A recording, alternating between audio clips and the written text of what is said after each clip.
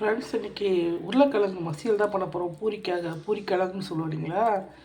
இது ரொம்ப சிம்பிளாக செஞ்சிடலாம். இது பேச்சுலருக்காக நான் போடுறேன். இது சமையல் தெரிஞ்சவங்க இதை பார்க்கணுன்றதில்ல. பாவம் சரி, அவங்களுக்கு செய்ய தெரியாதவங்களுக்காக நான் இந்த பதிவு போடுறேன்.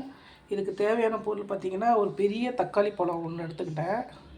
வெங்காயமும் அதே மாதிரி வெங்காயத்துக்கு நிறையவே போடலாம். பெரிய வெங்காயமும் ஒன்று, 2 பச்சை மிளகா, இஞ்சி பூண்டு, ஒரு பெரிய சீரகம், பெரு சீரகம்னு சொல்லுவீங்களா, அது மிக்சியில் போட்டு ஒரு சுற்றி வச்சுருக்கேன். தாளிப்புக்கு கடுகும் கொஞ்சோண்டு உளுந்தும் எடுத்து வச்சுருக்கேங்க. எண்ணெய் காஞ்சிட்டுருக்கு. எண்ணெய் ரொம்ப சேர்க்கணும்னு அவசியம் இல்லை, கொஞ்சம் இருந்தால் போதும். இதுக்கு கொஞ்சம் தாளிச்சு விட்டோம், கொஞ்சம் பொரிஞ்சோடனே வெங்காயத்தை சேர்த்துக்கலாம். வெங்காயம் போடும்போது கொஞ்சம் பார்த்துக்கோங்க. பச்சை மிளகா போடுறதுனால கொஞ்சம் வெடிக்கும், பார்த்து போட்டுக்கோங்க. இது நல்லா வேகட்டுங்க. வெங்காயம் நல்லா வதங்கிறதுக்காக இந்த கல்லுப்பு சேர்த்துக்கிறோம்.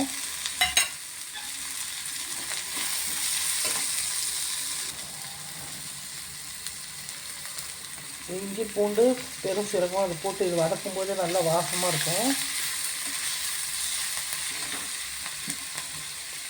தக்காளி சேர்த்துக்கலாம். நல்லா கொலைய வேகட்டும். நல்லா வதங்கிட்டு இப்போ அந்த உருளைக்கிழங்கு நம்ம சேர்த்துக்கலாம்.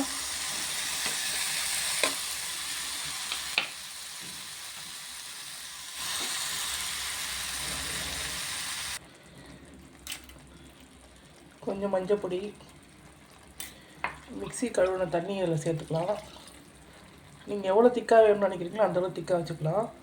பச்சை மிளகா காரம் மட்டும் போதுன்னா நம்ம இப்படியே விட்டுடலாம். இன்னும் கொஞ்சம் ஸ்பைஸியாக வேணும் அப்படின்னு சொன்னோன்னா கொஞ்சம் தனி மிளகாத்தூள் கொஞ்சம் போட்டுக்கோங்க. ஒரு 10 நிமிஷம் கொதிக்கட்டும்.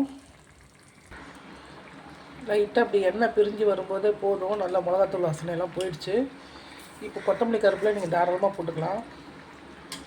இது சப்பாத்திக்கு, பூரி, தோசை, இட்லிக்கு கூட நல்லாயிருக்கும். செஞ்சு சாப்பிட்டு பாருங்கள். உப்பு செக் பண்ணிக்கோங்க. வீடியோ பிடிச்சா லைக் பண்ணுங்கள், ஷேர் பண்ணுங்கள், சப்ஸ்கிரைப் பண்ணுங்கள்.